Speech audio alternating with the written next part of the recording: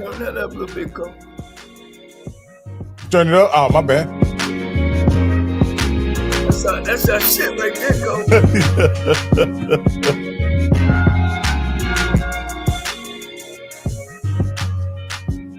When you getting in this weekend? Rocky, what time you getting in? Friday. I get in at 9 in the morning. Oh, you going early? Yeah. I get in at 9 in the morning. What about you? I don't know, man. I don't know if I want to take off or leave late. All right. Go to Vegas and see if I can get on the table. Oh, okay. Hey, you got the option. You can do it how you want to do it.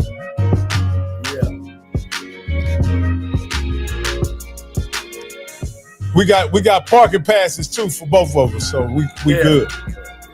And the thing about it too is, well, we got one for you get a parking pass, Campbell. Yeah, I got him one. Okay. Well, all right. Taking Uber? Huh? Go ahead. Yeah, I'm sure I am. I'd like to welcome everybody to HBCU Coaches Corner. I'm your host, Rocky Miller, along with my co-host, Mr. Stephen Campbell, joined by our featured host, the SWAC legend himself. I'll save y'all also the superlatives. Y'all already know who he is. None other than Johnnie Cole.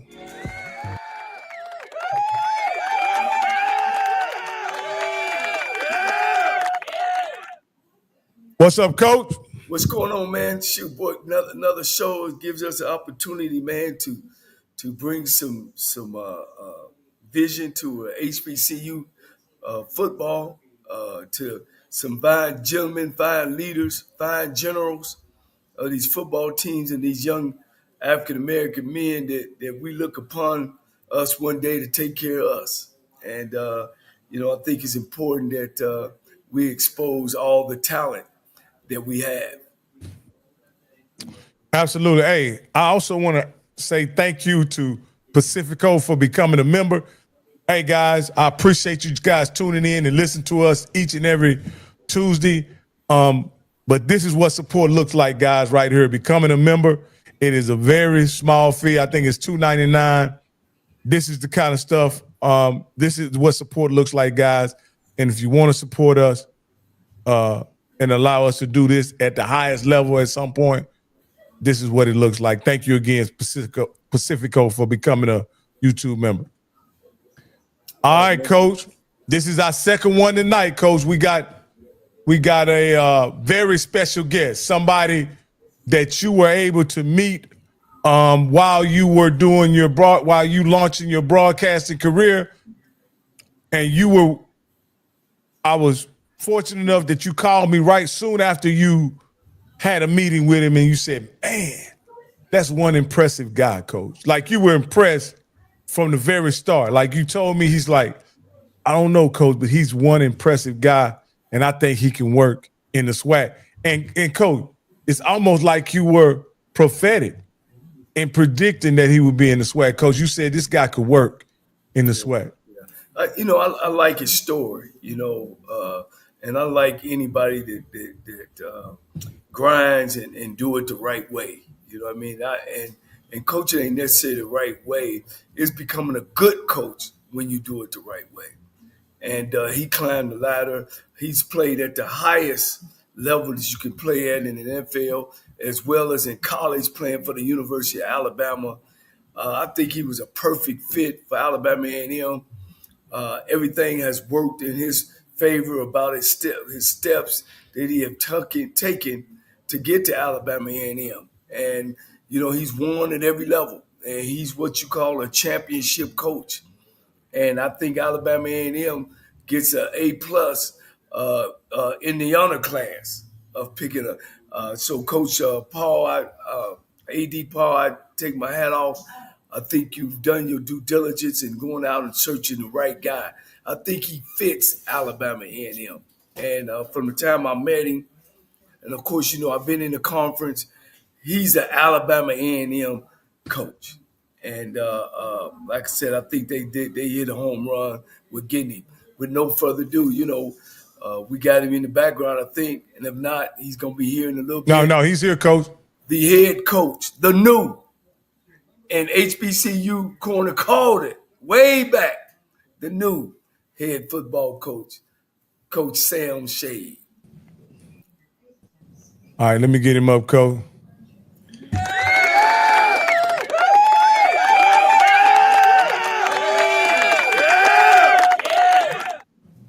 All right, guys, man. Thank you guys for having me on once again, man. Thank you for that fine introduction by Coach Johnnie Cole, man. I really appreciate that coming from you, Coach. There he is.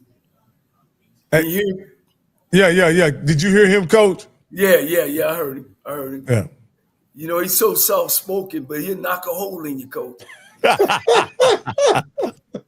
Hey, look at that head and them shoulders. I know he used to bring the Thunderbolt, baby. That was a long time ago, Coach. Long time ago, man. Matter of fact, I've probably been coaching not long as I played. Oh, got you, Coach. Got you. Man, Coach, you sitting in there. What I met you? I met you down in what city was that we were at? You guys was playing.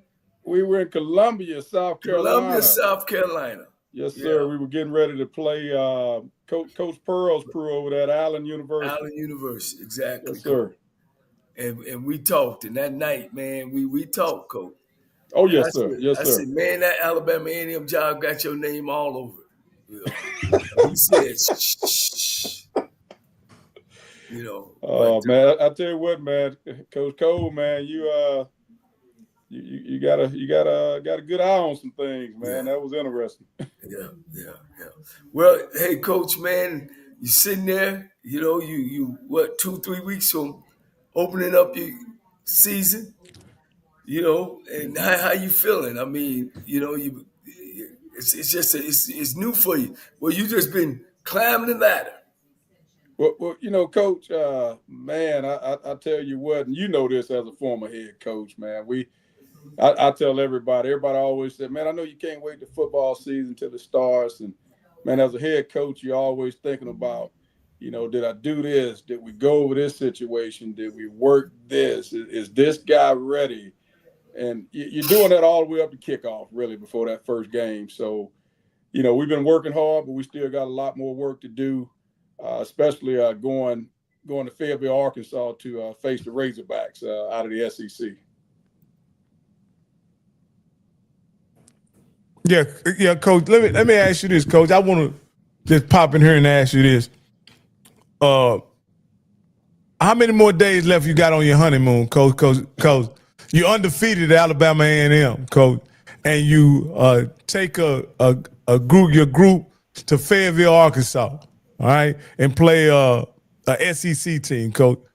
Will that end your honeymoon right there, Coach? You know, it's funny you put it that way because I've been saying it since I got here. I've been telling the coaches, the coaching staff, look, man, we're in the honeymoon phase, man. They're all patting us on our back and all that stuff right now. But, you know, Coach Cole knows, man, once we kick this thing off, man, hey, we're in that foxhole now, man. We're in that foxhole and the bullets going to start flying. And, you know, we got to have each other's back. And, you know, but that's coaching, though. You know, fans, everybody's going to have an opinion. Everybody, a lot of you know, armchair quarterbacks out there, that type of deal. But, you know, I'm one of those guys. I've never, you know, listened to the outside noise. You know, we just do what we do. You know, we got a plan. We got a process for, you know, how we want to build our program and how we want to go out and play. So, you know, we don't let the outside noise affect us. But yeah, the honeymoon phase is almost over with. You're right. Coach, this is what I want to ask you, Coach. I'm a guy that's not in favor of these money games, Coach. I don't like the money games. I don't like what it does to the HBCU brands or the schools or anything like that. But in this era, these money games take a totally different perspective for the players that play in these money games. Let me tell you what I mean, Coach. It was back in the day when Alabama A&M would just get a big check from Arkansas, and they deposit that check, and the players would get whatever trickles down. In this game on Saturday, August 30th, the players at Alabama A&M can put some money in their pocket if they go out and do what they're supposed to do. You understand what I'm saying, Coach? If they show that they can play on that level, it's a whole different kind of money game for your guys. Will you bring that up at some point, building up to this, that this really ain't the game where you just lay down and let them win? This is the game that you go out there and prove where you belong? Well, for us, it doesn't matter who we're playing. We want to go out and we got to play to a standard. I mean, we got some core values, man, and we've got some things we hang our hat on, and so it doesn't matter who we're playing. We're gonna go out there and play a certain way, and that's the way we know how to play. But you're right. I think that our players, a lot of our players, are looking at this game like, hey, I get an opportunity to play against some guys that maybe transferred to Arkansas from other schools, maybe bigger name schools, maybe even guys that are on NFL radar, all that type of stuff. So it's definitely an opportunity. And I tell our guys all the time, man, opportunity's always knocking. It's gonna knock, and will you be ready when ready to open the door when it happens? Yeah, Coach, coming into Alabama A&M, they had Coach Maynard for several years. Y'all definitely got two different styles. He liked to put it up in the air. You like to play great defense and control the game offensively.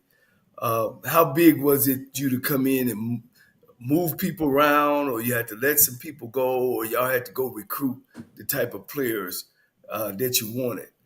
How did you guys go about that?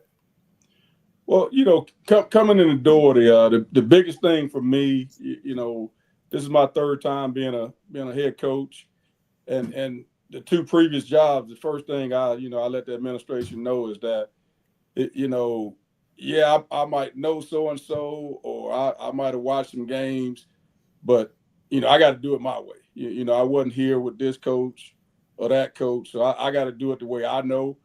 And that's not a knock against anybody. Everybody's got different styles. It's kind of like, you look at running backs. Some people, Barry Sanders, he's got a different style than Emmitt Smith or Eric Dickerson, but they're all effective. So I never knock, what anybody before me did. I just know I've got to do it my way. And, and you can live with that because, Coach Cole, if you're not getting it done, at some point they're going to ask you to leave.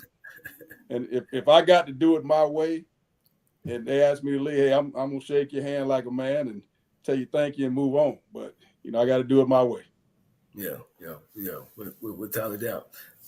And, I mean, you got the quarterback there is returning. And I've seen some other pieces, but you end up losing. You lose. Did you lose one of the wideouts? Well, actually, we got one of the wideouts was out for a while. Receiver named Duke Miller, but he missed a lot of time last year. Didn't play a lot. They actually lost some guys to graduation. Had a slot receiver that's no longer with us that played a little bit last year. So we definitely had to replace some guys at the wide receiver position. At the quarterback position, Quad Brown, obviously he's our starter now, but he kind of split time last year with one of the other quarterbacks that was here. So, he hadn't been a full-time starter, but he's been a little bit off and on. But for us, since we've been here, he's been nothing but a leader, showing a lot of leadership, and he's the quarterback in the room with the most game experience. And, we're going to lean on him at that quarterback position. Yeah, I got a chance to see him at the last game of the year last year, and I'm not a big fan on alternating quarterbacks anyway. I think they got to be able to get in there and not be afraid to make mistakes. And I think this kid has played some big time ball. He's a big time transfer, and I think he could do a lot of great things in the air.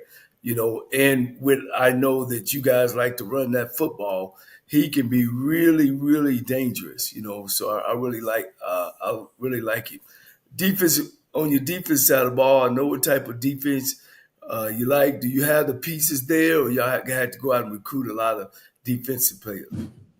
Well, I was fortunate. My defense coordinator, assistant head coach, Chris Shelling, I was able to bring him with me from Miles, along with our our linebacker coach, Ronald McKinnon.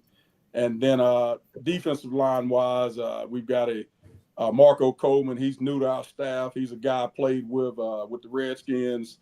And then also our secondary coach, Coach Kenyatta McCoy. This is actually his second stint at Alabama A&M. He's been at Bethune and a couple other places.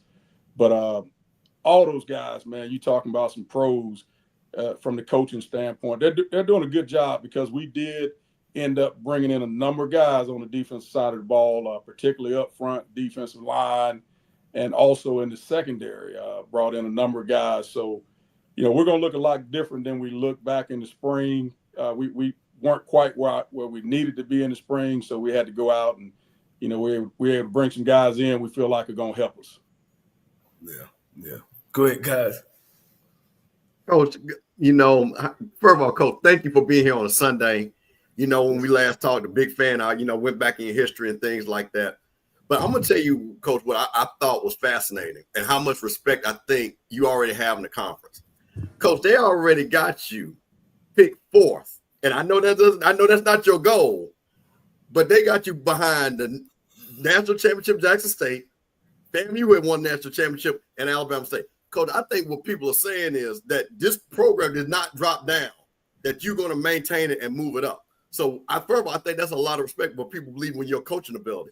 But the second part I want to put in there, let's talk about you bringing in your guys, because we saw Chennis Berry bring some of his guys and bring them to South Carolina State. I saw you had that same flavor with some of your guys coming from Miles. So let's kind of talk about your recruiting class, because again, I see a lot of Alabama flavor in both sides, from the freshmen that are coming in, also to the recruits. But first, I want to talk about those Miles guys and what they've meant since they've been on campus.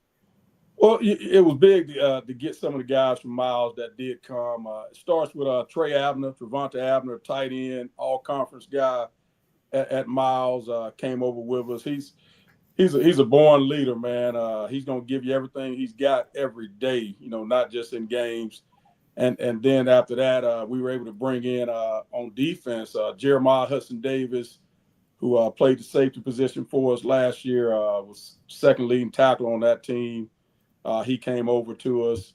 Got some other guys, John Robinson, a linebacker that came over, a young linebacker. He was a freshman for us last year at Miles that played a little bit for us.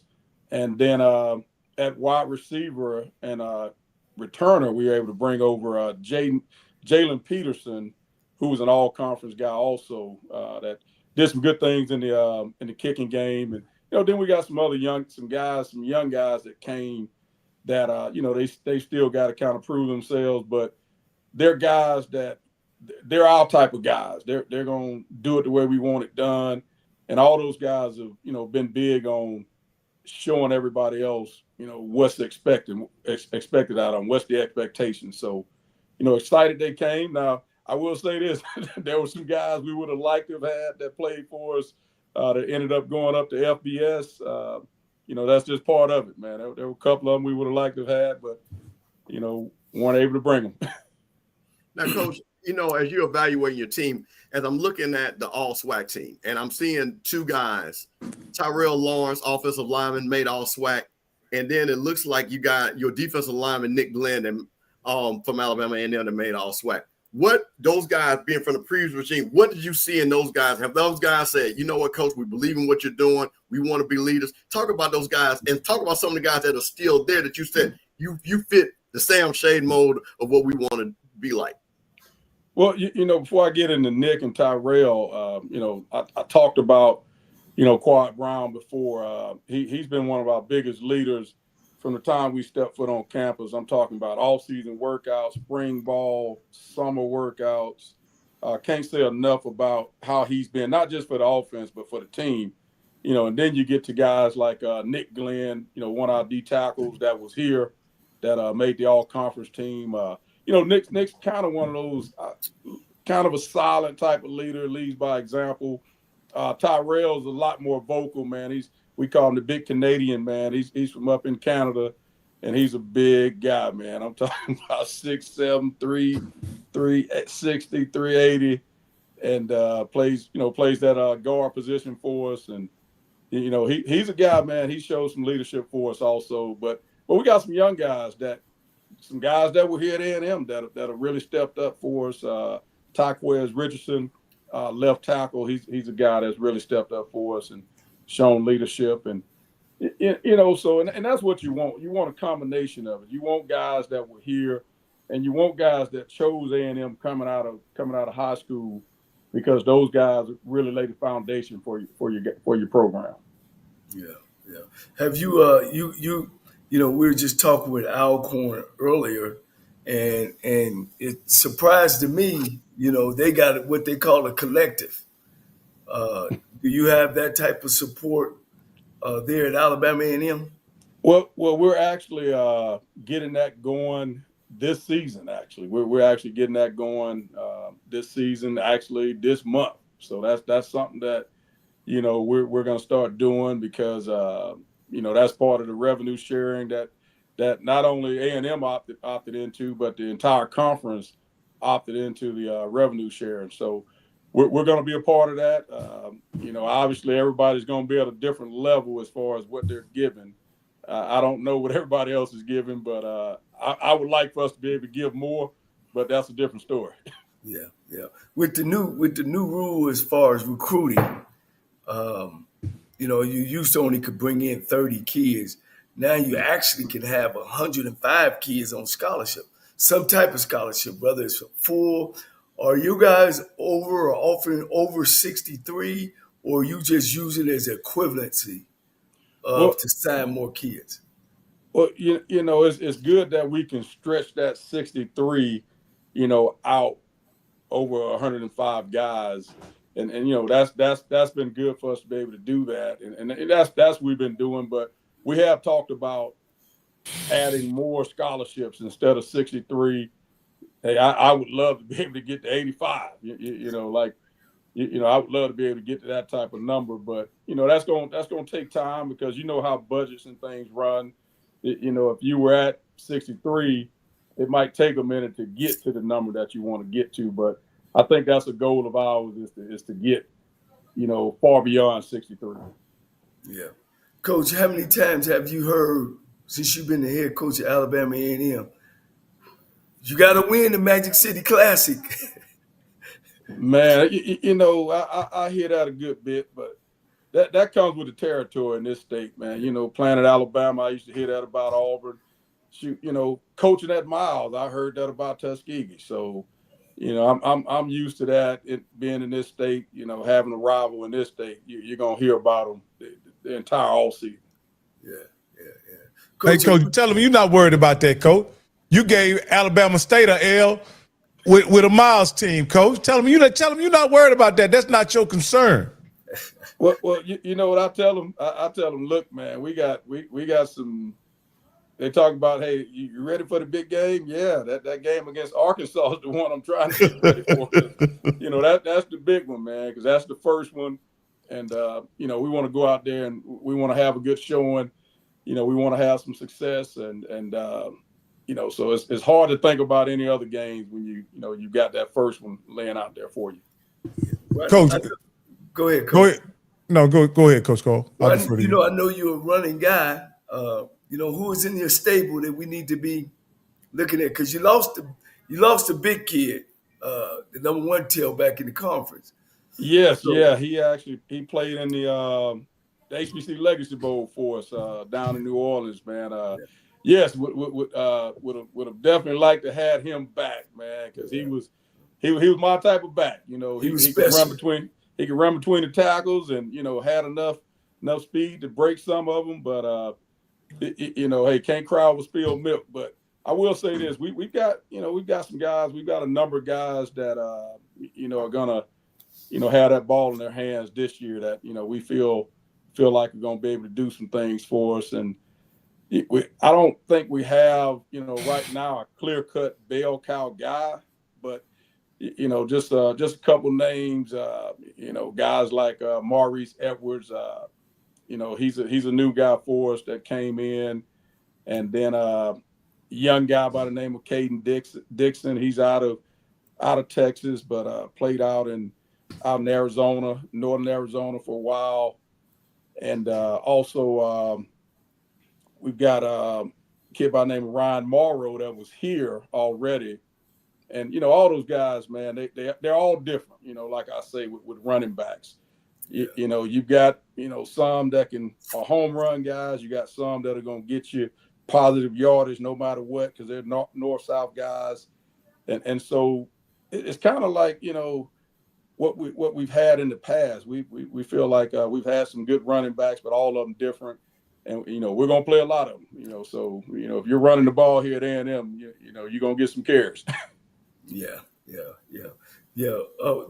talking about Donovan England. Yes. Donovan. Yeah. I had to remember that. Now on the defensive side of the ball, they had a couple guys who that we can look forward to would be one of your leaders on your defense side of the ball. Well, obviously we talked about Nick Glenn, the defensive tackle that's returning. We've also got a linebacker, Demetrius Biombi. He's a grad. He's already graduated, working on his MBA.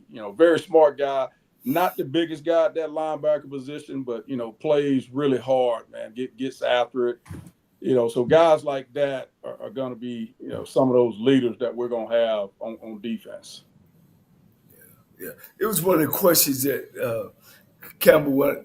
Can anyone on the answer, or you can answer? Yeah. The conference game travel roster, is it still 65? And if it's 65, why have 85 or 95 or 105 players on scholarship? Well, I definitely know it's not 65 because we've already talked about travel rosters, and I know that they traveled at least 70 in the past, at least last year. So it's definitely not 65. Yeah. But I don't know if there's a limit on it, but I know that they've traveled more than 65. Well, Coach, I guess let me ask the question. Have you determined how many kids you're going to take up to Arkansas, since this is the type of game that looks like you might want to rotate kids in and out? Have you kind of said this is what we're looking to bring? Because I think that might even be maybe a better question for you. No, we have. We've got that number as far as defensive guys, offensive guys, and then as far as our specialists. That's just one of the things that you have to do, for your travel, and as far as hotels, and we're actually flying out there to Fayetteville, Arkansas. So you got to have that stuff in way ahead when you're flying out. So we've got all those numbers done. Now, the thing is, it's still open as to when I say that, for instance, we'll say, okay, we're going to take 4 quarterbacks. We're going to take 12 or 13 offensive linemen. But, if a guy gets hurt, or if one guy's out playing another guy, we're going to take the best guys. And that's the thing that the team knows. Like, it's not, we don't have a travel roster up right now. We're still working on that, but we know the number that we're going to take at each position group.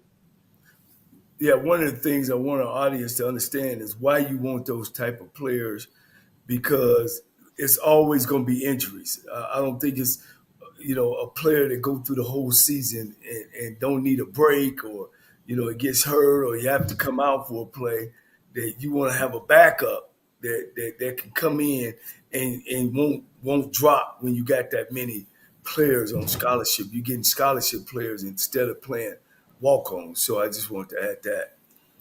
No, Coach, you're right. The other thing we're thinking about is you go into that first game and you try to simulate a football game as best you can with your scrimmages.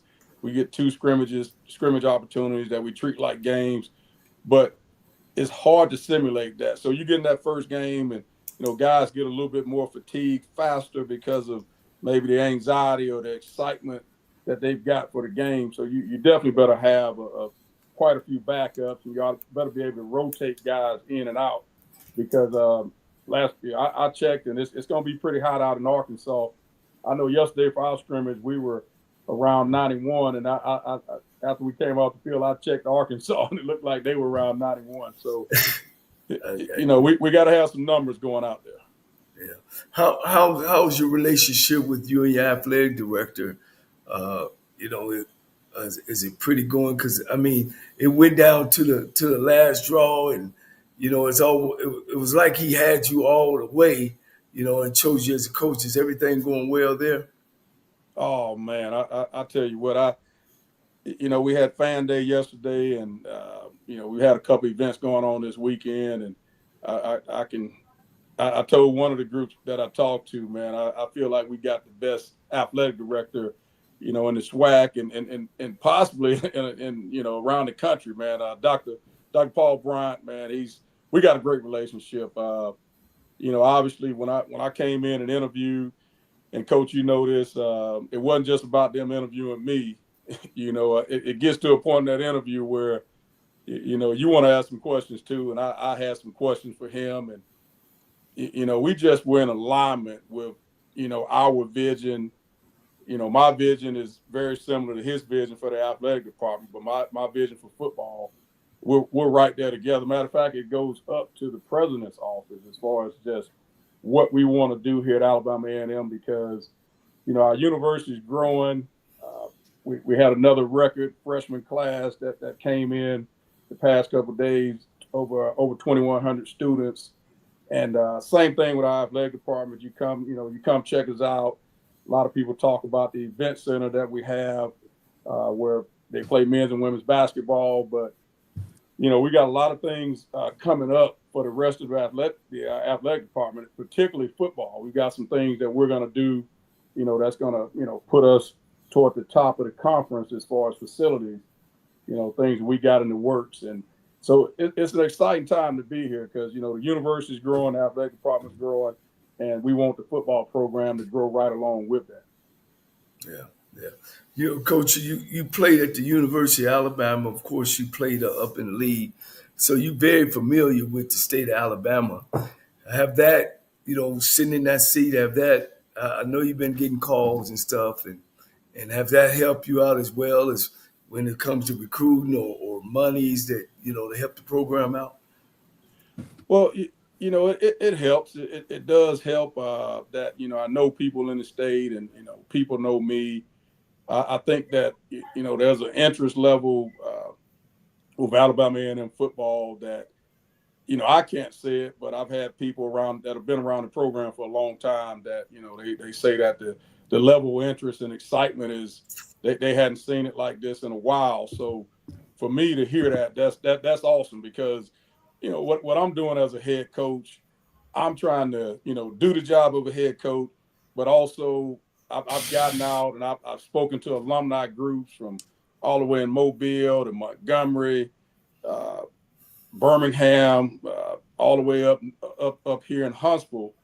And so I've tried to, do that part of it to connect with the alumni base and with the fans, but at the same time, I got to do the job as a head football coach and make sure we're getting the right players in here and make sure that the program is going in the right direction.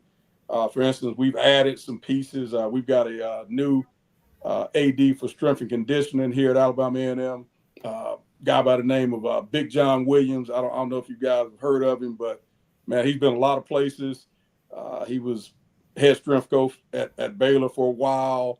He was at he was at James Madison when they won the FCS national championship. He was just at East Carolina. So being able to get a guy like that in here, man, that's been big for us. It's been big for our players. They've been excited about it, and it's been big for the whole athletic department. Yeah. Hey, Coach, let me ask you this. You came in and right off the bat when you were named the head coach, it was not only excitement for the Alabama A&M fan base, student body, and alumni, but it was excitement for the whole state. Are you, as a coach and in your program, are you guys in win now mode, or are you going through the process of building a program? Well, for me, I always want to win now. I don't want to wait to win. We didn't try to wait to win at Miles when we got there. I know it didn't go great that first year, but we weren't waiting to win. It's just unfortunate. Sometimes, there's a process to putting a program together, and sometimes, some players don't match up with that. Some coaches don't match up with that. And so you have to make some decisions and part ways sometimes. And, sometimes when you do that, it might, lessen your football team, but it might be the right thing to do over the long haul. So, right now we're trying to win now, but we do have a plan for how we want to build the program, and we're still working that plan. And I tell people, I think you got to be somewhere for what I call, at least one cycle, to where you really, really can, put your stamp on something, because, we got in here early January, which we missed the December signing period, where we could have brought in some mid-year guys then. And, that makes it tough. But after this season, we'll get a chance to get into that. But we still feel like we got a chance to be very competitive, and, we're going to take them one at a time. And our goal is just like everybody else's. We want to be champions on the field, just like we want to be champions off the field. Coach, one of the things, and you've done it, as they say, you built it from the ground up. You were a high school coach, you went to Miles, and now you're at Alabama A&M. What is the biggest thing transition-wise from Miles College to Alabama A&M that you said, wow, I'm glad I'm here. We got this, we got that. And then also you're talking about A.D. Bryant, which I agree with you, one of the best ADs in the country. I don't like to put just a SWAC on it. But what are things that you say, hey, Coach, since you got A.D. Bryant, you got me here. Here's some things, because I've been at some bigger places at Alabama. I think if we go this direction, we can make this a championship program. So starting from Miles to Alabama and then going forward. Because I'm going to tell you this, Coach, and I'm asking this question because, like you said, there's a lot of excitement with your hire. And I'm excited. Because I've always said this. I grew up in there, and I think Coach Cole, I grew up in there where it was great coaches all over the SWAC. There was no gimme game. And when I see you guys on the schedule, and no disrespect to the past, I'm like, them guys are going to – I know your kids are going to hit. I know if nothing else, them boys are coming to hit. So I'm excited about that. I think the other people that love this conference are excited about you and Coach Jackson coming in, elevating the coaches. And also the other coaches that are there knowing that, Coach Eddie Robinson, TC Taylor, that A&M is not going to be no easy out. You know what I mean? So talking about that, so let's start, again, from you going to Miles to Alabama and then what you see what's great about, and then going forward, what you project your program to be. Well, with Miles, first thing I got to say is, great fan support there. The fans, they travel, they followed us. Now the difference between, being there and here is obviously resources. Just from a resources standpoint, a lot more resources, here at Alabama A&M. Also, the support staffs as far as people working in different departments. There were some things department-wise we might not have had at Miles that we have here at Alabama A&M. So, those are some of the things those are some of the differences for us. And what are you looking at working with Dr. Bryant, that you're saying, some of the things that you're looking at, you would like to put your stamp on? Is there things like nutrition? Is there things building a new workout facility, things like that? Have you had any discussions like that when you just kind of, looked at some of the things, some of that wish list stuff that all coaches like to put out there?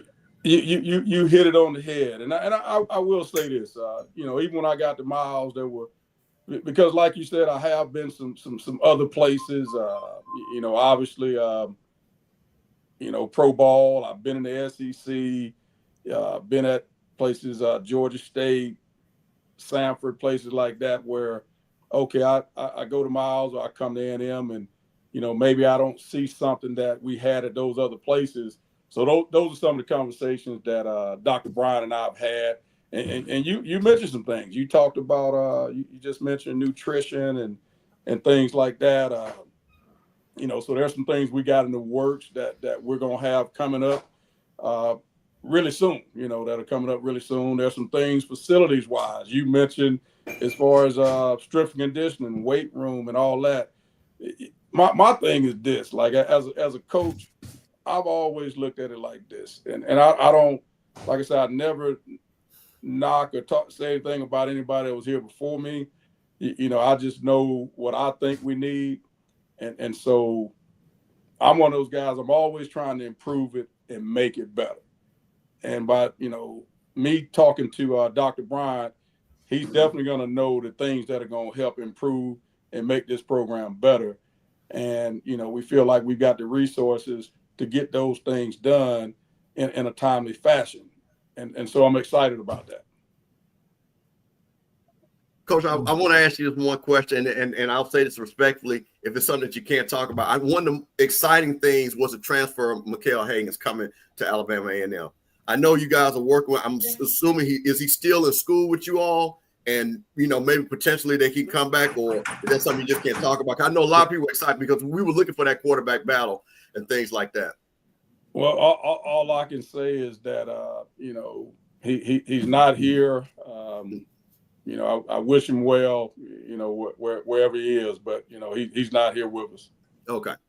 Just wanted to clear that up because there were some people saying that he was still in school and things like that. And Coach, we understand, far as things that you can't, but again, and this was not like a gotcha question. People were just excited when they saw, because they were like, man, Coach has got a quarterback that looked like it'd be all conference guy coming out the gate. So that was more of that, of a fan perspective and things like that. So I wanted to make sure, appreciate you answering that and clearing that up. Right. Definitely understand. Yeah. Wow. Coach, you're over on the tough side. You're over on that tough east side. And Alabama A&M, the history is just, they don't go down, and they may edge up one point. When you look at the west side compared to the east side, or have you taken a look, or you just been basically focused on just trying to get your team ready? Well, when we first got here, when we got in as a staff, the first thing we did is we watched every game from last season that A&M played. And, when you do that, you're going to watch them play against teams from obviously the East and from the West. So there's some teams we saw, in the West, and I know people, like you were just saying, you were talking about the East, but there's some really good teams over there in the West too, and a lot of really good coaches. So I'm one of those guys, man. I respect, man. The things that I see on that tape, man. I respect it. I respect what I see, and I see a lot of good things in this conference on that tape. And there were some games that could have went, some different ways last year. I'm not just talking about A&M, but I'm talking about some other teams in the East and West that were close games. And I'll give you a stat. I told our team this. The only thing I talked about from last season with our football team was just one thing, and that was that in the SWAC we were 4-4 last season, and those 4 losses were about a total of 28 points, and so that meant we were an average of 7 points away from being 8-0 in the conference and playing in the SWAC championship game, and so I was trying to let the team know that, man, the margin of error is small, man, and we got to find a way to get to not have those errors and those little things that are going to cost us. Like I like to tell our guys, look, the Bulldogs are not going to beat the Bulldogs. What's that mean, Coach? We're not going to have unnecessary penalties and things like that. We're going to protect the football. We're not talking about, hey, we got to beat somebody by 40 or 50. We're just talking about doing what it takes to win the football game, giving ourselves an opportunity to win. And so if we do that, I feel like, we can do some things. Yeah, Coach, when you started this journey of getting in this business of coaching, and you worked your way up in high school and took the head coaching job, and I remember me and you talked about, how you got the Miles job and kind of surprised you, and now you're at the Alabama A&M.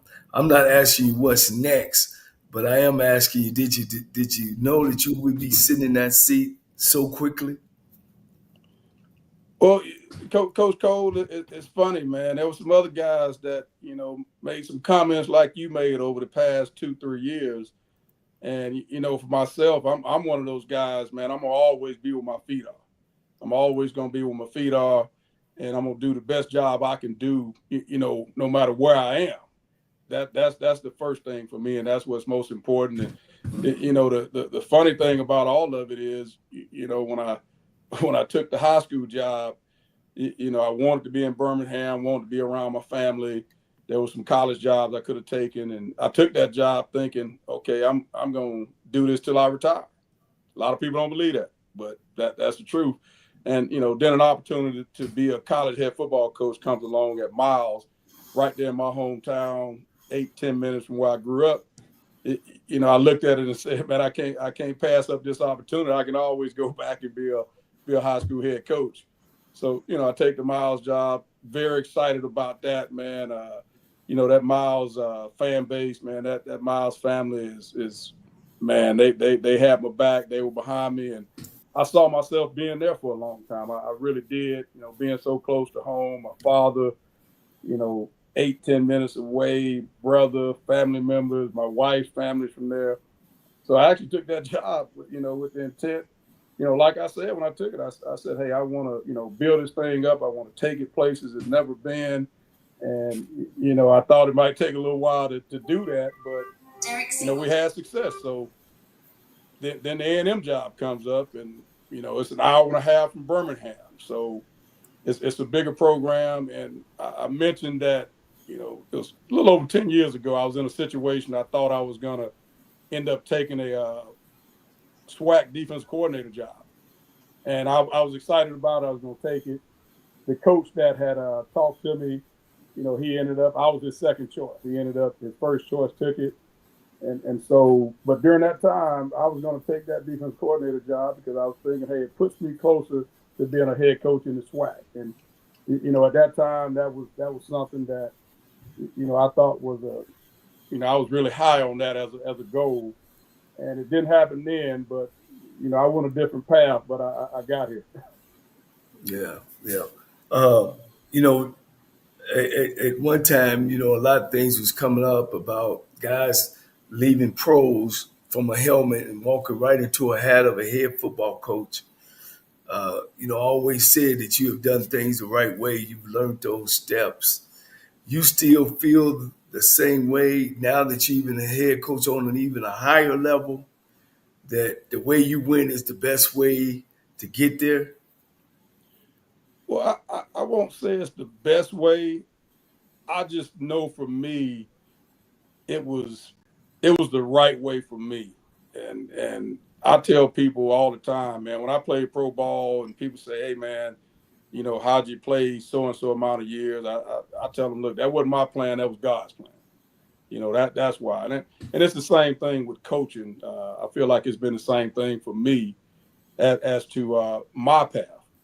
But I will say this about it. When you're on the high school level, man, when the washer breaks down and you're taking clothes to the laundromat, to wash them for practice and all that, man, that definitely it teaches you some things, man, when you get to that college level. And I get the Miles, and it's funny because the USFL came to Birmingham the first spring I was there, and our equipment people went over and worked for USFL because they were paying them so much money that myself and the coaches ended up washing clothes, during spring practice. But hey, that's why that if I don't take that high school job, I'm not in that situation, so that was nothing to handle.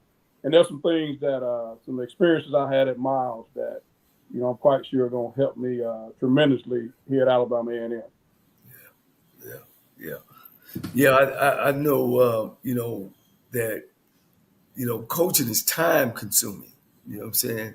It's because it's almost like you might have had 2 kids and they left. Now you got 100 of them, where you got to nurse them back as well as being in charge of your staff, and you got their family to worry about as well. You definitely got to have in your mindset a total commitment to the program if you want to be successful.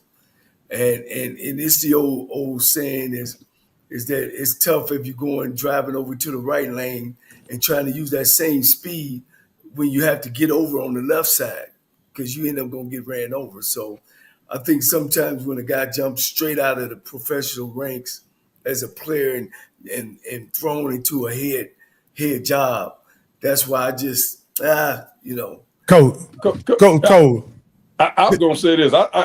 Coach is dead on, because, man, I think about when I first got into coaching, man. I'm so much, I'm a lot better coach than I was when I first got into it, and I'm a lot better head coach at this point too. So I get what you're saying, Coach. Yeah. I really do get what you're saying. Hey, but Coach, you got to understand, the current dean of the SWAC coaching had no previous coaching experience as an assistant or a coordinator, and now 4 years after that, Coach, he's the dean of SWAC coaches. We speaking of Coach Rob Eddie. We had him on yesterday. But some guys are different, man. You look at Coach Robinson, man. Playing linebacker in the NFL, man, and he had to know defenses inside out. I mean, they're just some guys that I think just have it, man. They might not have been doing it, but they. Hey, Coach, he was a scholastic athlete. He was. That's how he got his sky. He came to Alabama State on a academic scholarship. So he was one of those, what I always say, cerebral players. He want to know where everybody doing, why we doing it. He, talk to the equipment manager, the general manager. He was that type of guy. Hey, Coach, I don't remember who asked the question, but I know one of us did. I just know it wasn't me, Coach. We had Coach Robinson on Friday, and somebody asked Coach, are you going to give Coach Shade a hug, or are you going to tell him he ain't SWAC? Coach, that would have been me. That would have been me. And he said he going to give you a hug, and he consider you SWAC, Coach. I don't know what you done impressed him, Coach, to the point to where he thinks really highly of you, Coach.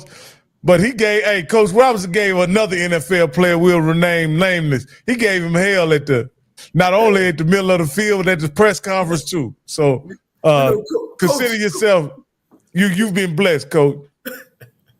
Well, I tell you, man, Coach Robinson, man, we known each other a long time, man. Like you said, man, very sharp brother, man. And you look at him as a player. Just like I said, playing that middle linebacker position, man, having to know what everybody does.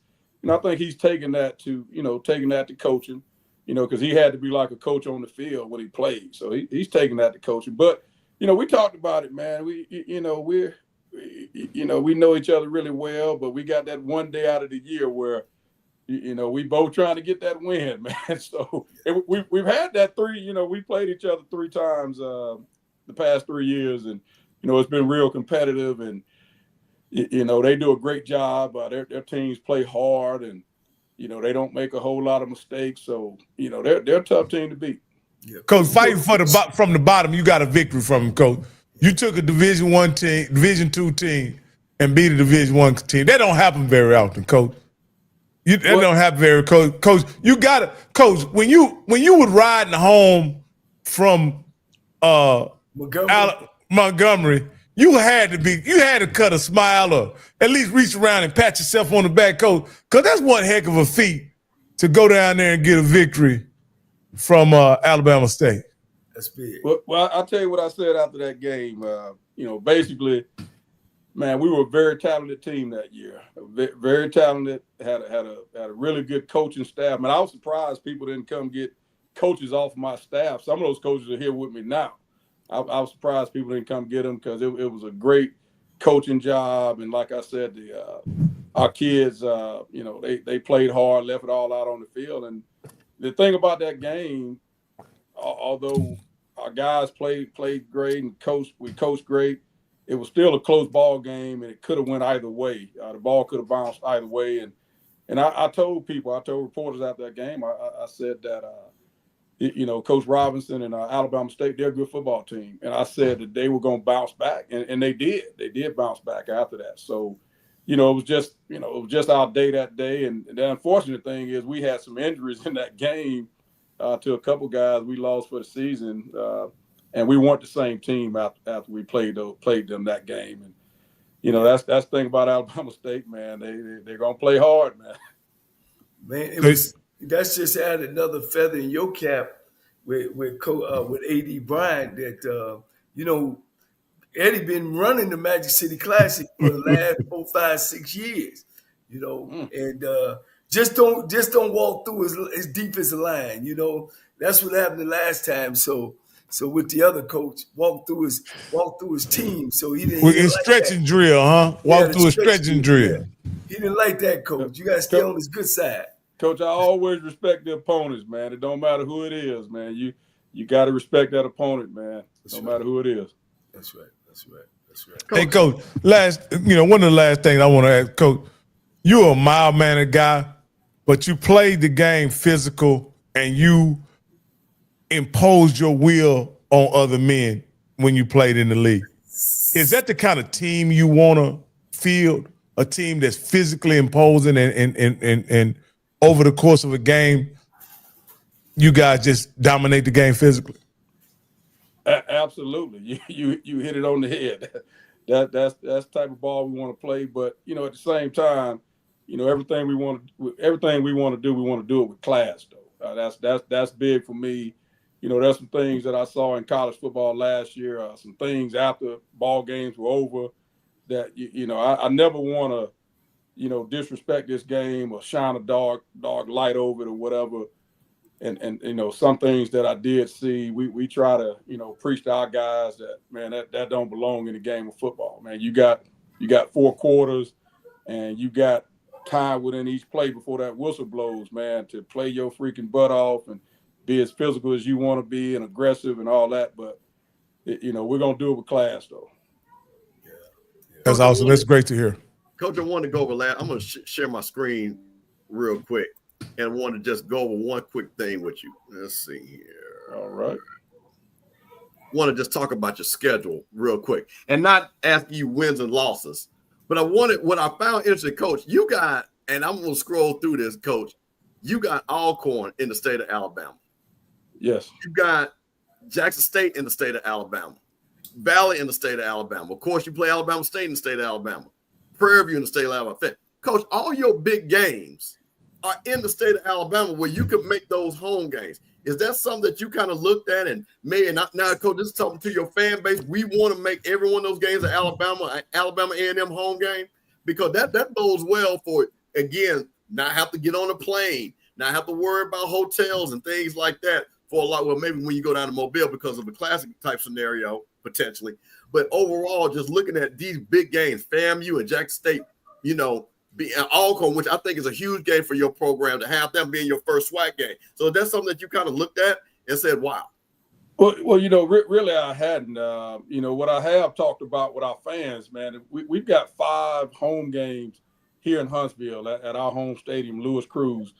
And I've talked to our fans about, selling those games out, man, having a packed house, great environment, a lot of energy, all that. And, you look at a couple of those games, for instance, now the game in Mobile, Jackson State is actually 2 hours closer to Mobile than we are up in Huntsville. So, yes, it's in the state of Alabama, but, it's one of those games where 1 year we're the home team, 1 year they're the home team. But I will say this, I am always excited about, being able to play in the state because we recruit the crap out of Mobile. Got a lot of friends down there, former teammates, a lot of good football players down in Mobile. So it's always good when we can go play a game down in Mobile. And, then same thing, obviously going to Birmingham, playing in the Magic City Classic. That's always huge because same thing with Birmingham, a lot of good football, a lot of good players. And we get a chance to be in front of those guys right there in Birmingham.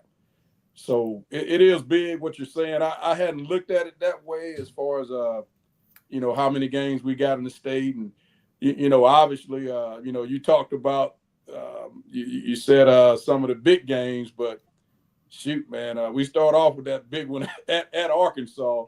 And, well, Coach, I'm going to say this. And I think, Coach, knowing who I know you're a competitor, but I think that game for you sets you up for the rest of the season. So I'm not holding you. And here's what I will say. I think the Alabama A&M people, because they are a very vocal bunch, they're going to hold you accountable for all the rest of them 100%. Because the coach, they want you to be, I think you played 12 games this year. Is that 12 games, Coach? Actually, that's 11. That's 11. So I tell you what, they're going to expect you to be 10-1 So they might let you slide on that, but coach, I'm telling you, every other week they come through there, they're gonna look for you to get that W. So that's the thing. So I'll let you slide on that, but that's the reason why I just thought it was interesting because, like you said, it's two things. It works. I think works to your man. A, from a recruiting standpoint, you get to get kids all over the state to get to see your program. But two, again, being in the state, not have to jump on a plane, jump on a button. Like you say, it is a little bit further. But again, I think you get the advantage because that's a class I think you guys are going to get down there, get acclimated and stuff like that. Of course, Jack State always going to bring a big crowd down to Mobile. But I'm just talking about just from being in the state of Alabama. I know FAMU has always had trouble when we've come up there to Huntsville, and those have been incredible games. So I'm looking forward. I'm actually probably going to come up there. So, Coach, I'm going to call you early. I'm going to need a pass. Let me know you're coming. You know, and so I can take a picture with you at least. You know what I mean? Oh, yeah. Yeah, bring Coach Cole with you, man. Listen, now, here's the thing. Now, Coach, here's the thing. You know, Coach Cole goes see, he'll probably be on TV during that weekend. He'll probably might be calling the game. That might be an HBCU Go game. So he might put that, SWAC TV, but that might jump to an HBCU Go game because I think that's going to be a very good game. So he might be calling that one, Coach. I got you. I say this, Coach Shea, you have brought some respectability to this conference, meaning, you know, also ran well, Jackson State, Alabama State, Florida A&M. Man, I tell you, man, bring you to that side or just bring you into the conference, man, just makes it that much more exciting. You know, for me, the fan base, the SWAC fan base, we look for big things from you, you know. I know you already got pressure. We putting pressure on you as well, but I think you definitely can answer the call. Man, appreciate you giving us time. I know you're right in the thick of things of running your program. I ain't gonna say I had to call you at least twice to slow you down, but y'all was a little busy, wasn't I, Coach? Yeah, Coach. Yeah, Coach. Hey, look, I had to say, come on, man. Hey, Coach. Hey, Coach. When you dealing with the things you're gonna be dealing with this season, Coach Cole gonna be sipping lemonade and sitting back watching. He ain't gonna have 30,000 breathing down his neck. So you tell them right, Coach. Hey, we'll adjust to your schedule. That's right. I appreciate you guys, man. I really do, man. You guys, man. I've told y'all before, man, that I'm just I'm happy, man, and excited that we've got shows like yours, man, that showcase not only the SWAC coaches but MEAC and other conferences. You had me on when I was in the SIAC. And, you guys do a great job, man, of promoting, HBCU athletics, man. And that's huge because, we got a lot of fans out there and we got a lot of young potential student athletes that, we get a chance to talk about. Hey, Coach, we didn't, and this is the fun fact. We've interviewed like 4 or 5 D2 coaches, Coach. Yeah. And you, along with not Chennis Berry, but what's the other guy that was at he got a job? Mickey Joe. Coach, we get guys hired, Coach. We're not gonna take credit for your hiring, Coach, but I'm just telling you, Coach Cole has an eye for talent. I'm telling you, he got an eye for talent, Coach. And he picked you out, he saw you very early in the process and he picked you out as a star in coaching, and I'm glad to see that, you've been elevated to where more people can get a chance to observe your gift, Coach. Well, Coach, you played at the University of Alabama, and we were talking about Blue Bread programs, and I don't want a long conversation, but here's what Blue Bread programs do. It ain't about the school per se. They go hire winning coaches. Not begin. They hire winning coaches. If they lose one, they're going to find the number 1 coach in the country down to number 2 and number 3. Same thing with Paul Bryant. He went and found a winning coach. This man know how to win football games. You know what I'm saying? And that makes the program Blue Bread because they continue to win. It's about winning every year. So then when it's time to say, this is our expectations, you can look through the history and the history of match what fans really want. So I just want to add that to it. It's the guy that sits in that seat where Coach is at. And Coach, I know you're gonna do well over there. I'm glad I don't have to play against you, because you one of them coaches, man. You gonna hold me on defense, and then you gonna run the damn clock out. Coach, I tell you, man, I tell people this all the time, man.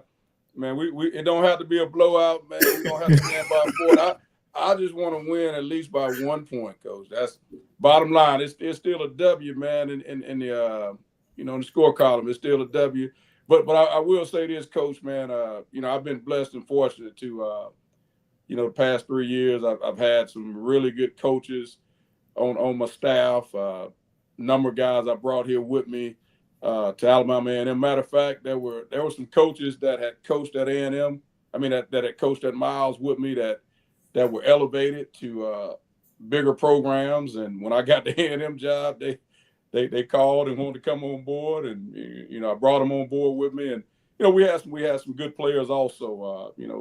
Got to mention the players that we had there that worked their butts off. And so it wasn't just a one man job, man. It was a team effort, and I appreciate all those guys, and thankful that I've got the coaches here with me. Some of those that were with me at Miles. Hey, Coach, I want to say one last thing before we go about your presence, because one of the things what you just said about how we expose you coaches, but you coaches by coming on this show is making HBCU football better. Because I'm gonna tell you something. We all go to the barbershop, and people are like, "Hey, Mr. Campbell, what you doing?" I say, "Hey, well, I do the podcast. You can see a lot of great coaches." I literally told a friend of mine, his son, good football player, I believe on our level, could be on our level. When he played in South Carolina, he doesn't know anything about HBCU football. I said, "Hey, I'm gonna have a couple of coaches. I think your son could fit well." He literally just texted me, "Man, I like that coach. Man, how do I get in contact with him?" That just lets you know how you guys, Coach Thomas, he's watched both shows, and he hit me on Coach Thomas. Now he done hit me about, well, how do I get in contact with Coach Shay? So for these kids, a lot of them, because Coach, you understand it, it's all about them knowing who you are, because they know who the Alabamas and the Auburns and the Floridas and Florida State, they know that. But when you guys get to come on there and sell your school, because we know the schools are great academically and what they're going to do, but when they get to see a head coach like you and see the solid man, Coach Thomas talking about getting kids masters, I know you're the same guy about education and quality. So, Coach, I'm just letting you know the way you guys represent. You've got people already texting me because they're excited that you came on the show. And I want to tell you how much I appreciate it, because the impact that you're making, that I'm able to go brag about you guys when I'm in the barbershop.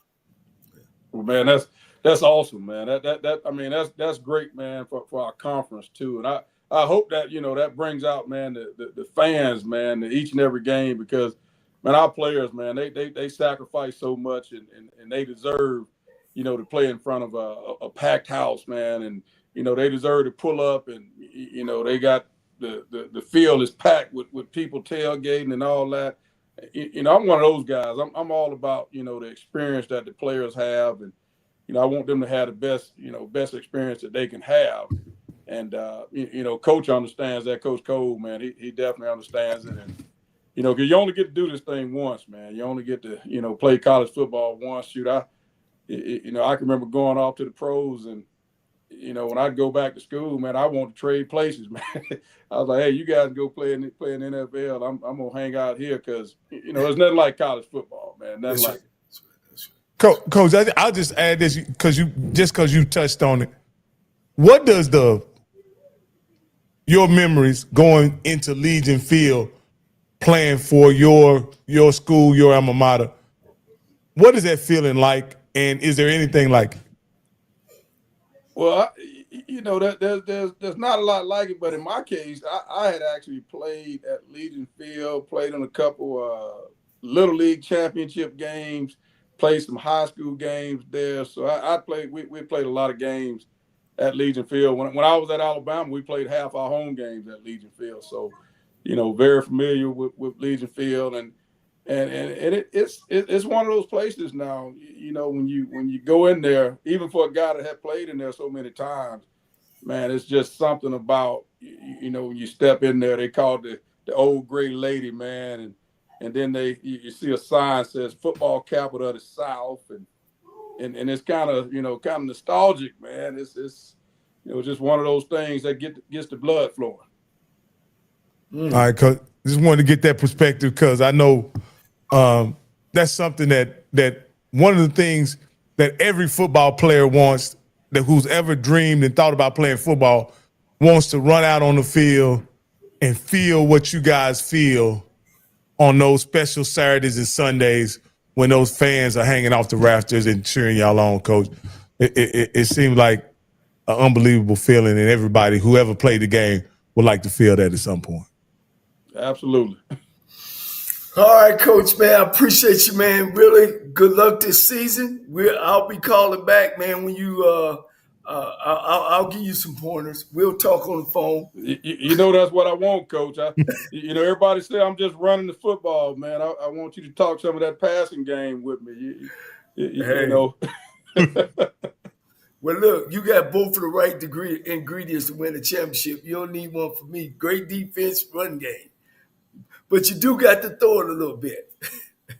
Well, you know, we try to run it to set up the pass a little bit, but we are blessed. We've got a quarterback that's played a lot of football that we're excited about, man. Quad Brown, he can make all the throws, and so we're gonna try to be balanced. We're gonna try to be at least you've already chosen the guy, Coach. A lot of these coaches around here, they got a game next week and they don't know who the quarterback's gonna be. So, Coach, you got a leg up on them already. Now, I know you're not believing, some of those guys, man. I know you. Coaches don't lie, is what they told me, Coach. I got you. Hey, Coach, I'll tell you this. Coach Jackson was on with us on Monday. According to him, he ain't got damn starter pick yet. So, how do we know, Coach? Yeah. Coach Jermaine Jackson, man. I tell you what, I probably should take some pointers from him, man, and maybe not talk about some of our guys also. No. See, no. We don't need that, Coach. Let him just do that. You know what I'm saying? Cool. We appreciate what you do. You giving us good content. You know what I mean? So, Coach, they mamas want to hear their name too, Coach. Don't let Jermaine Jackson change that now.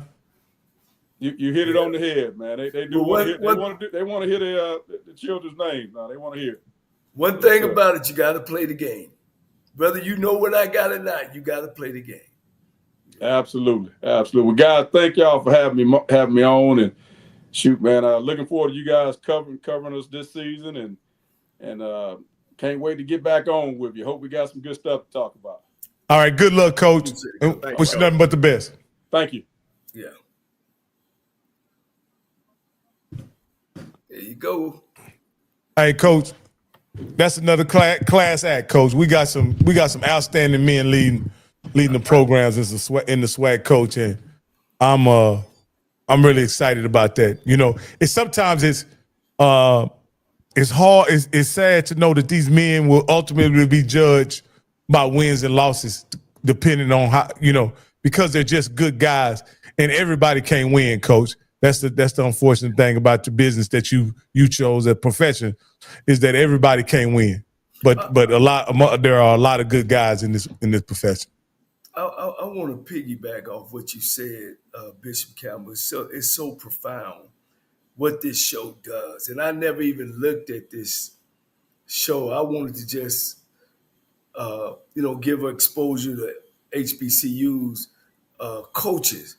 But really, really, guys, what we're doing, because the HBCU football coaches and football programs get so much bad publicity.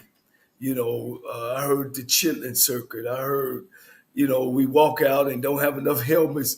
The players are sharing helmets and holes in their socks. And, and now what we're actually doing, again, I mean, you said it so profoundly, Bishop, is that we're giving exposure to our leaders, gentlemen, coaches, talk about their program. They know how to talk. They know how to speak. They talking things about same way that, when you turn on the television and watch pro coaches talking, they're saying the same thing, and they're clean and they're dressed well and they talking about academics that some people who don't know anything about HBCU, all they hear is outside negative stuff until they get on the inside, or hearing or watching a show like this, man, actually gets a different perspective maybe I do need to look at a black school, to go to a HBCU school. So, and I never looked at it that because I was so much caught up in the giving the, exposure. I really was saying that without saying that. This show Coach, was saying that without saying that. let me say something. I don't know if you got, and Rocky, might be able to understand this point I'm about to make. There are so many, and again, I know mothers love football, so this is not slight, but I'm just talking about for men for a second. There are so many black men that have played football, high school, and college that have no clue about HBCUs at all.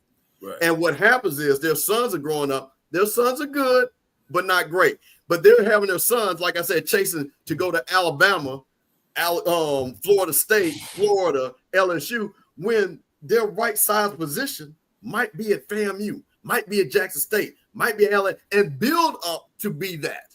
And that's the thing about it with this show. And what happened was, like I said, and this is real, like I said, real talk. And when I'm in that barbershop and I'm talking about the show and, the players and things like that, my barber, he's from Ohio. He didn't know anything about HBCU, zero. He's an Ohio State guy. And it's a question that is ignorant to me, but it's understandable because it wasn't malice. Steve, how's the football? You know what I mean?